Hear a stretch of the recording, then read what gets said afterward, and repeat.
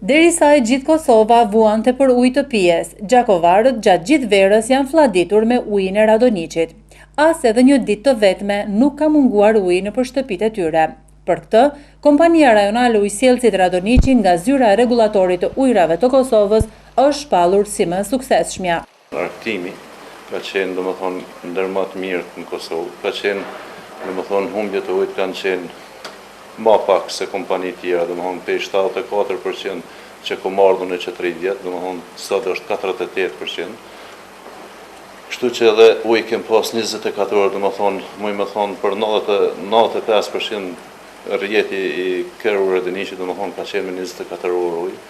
Tu i falenderoj domethënë edhe punëtorët e Radoniqit, që janë kanë palëshëm 24 orë, domethënë natën e ditën kanë punuar që konsumatori me pas ujë të mjaftueshëm. Ahmeti shtoi se kompania nuk do të ndalet me kaq.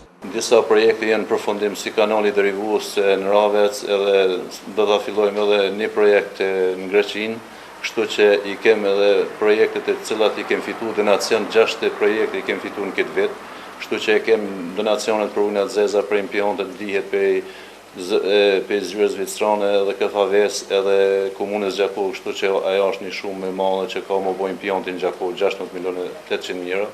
Janë ekspertët njohës të mirë të fushës së ujrave që kujdesen që asnjë pikë uji të mos keq përdoret, ndërkohë që edhe me financa po qëndrojnë mirë.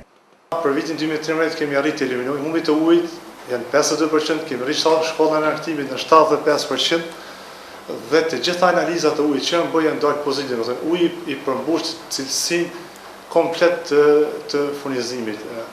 Vlen të thekë se përveç që jemi zgjedhur kompania para për vitin 2013, jemi zgjedhur me kompaninë me rritjen e performancës më të madhe për vitin 2012 dhe vitin 2013. Menaxherët e këtueshëm garantojnë se Gjakova nuk do të vuajë për ujë.